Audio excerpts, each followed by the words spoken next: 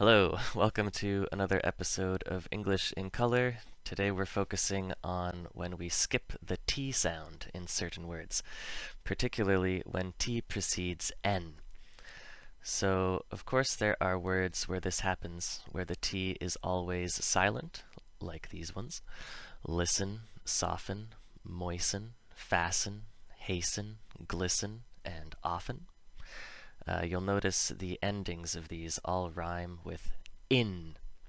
So that's basically the rule in other words, where when we speak slowly, we might say the T, like in mountain, but when we speak quickly, we take out the T sound, and it sounds like mountain. So here's the rule. When the letter T appears before an N, and they are separated by a short I sound, so the vowel, not always an I, and N together rhyme with in, the T makes no sound when we speak fast. So here are a few examples. Beaten, martin, mountain, cotton. You'll see all of these words have the in sound and the T's when we speak slow. When we speak at a normal speed, or fast, the sounds change. So beaten becomes beaten. Martin becomes martin. Mountain becomes mountain. And cotton becomes cotton.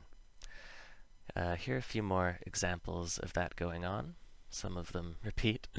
Mountain, mountain. Curtain, curtain. Rotten, rotten. Forgotten, forgotten. Mutton, mutton, mutton. Button, button. Cotton, cotton. Martin, martin. Again.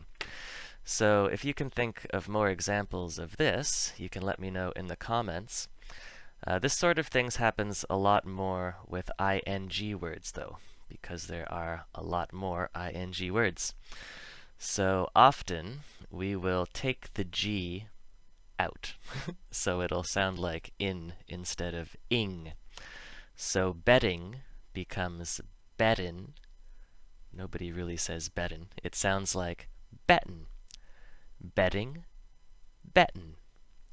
Same goes for the rest. Let's hear how they sound. Parting, partin. Hurting, hurtin. Voting, votin. Mating, matin. Waiting, waitin. Beating, beaten. And you can think of more examples. There are tons. And that's it for today. Thank you for watching. If you liked the video, you can find more videos on the channel page. Please like, share, and subscribe, and I will see you next time. Bye-bye.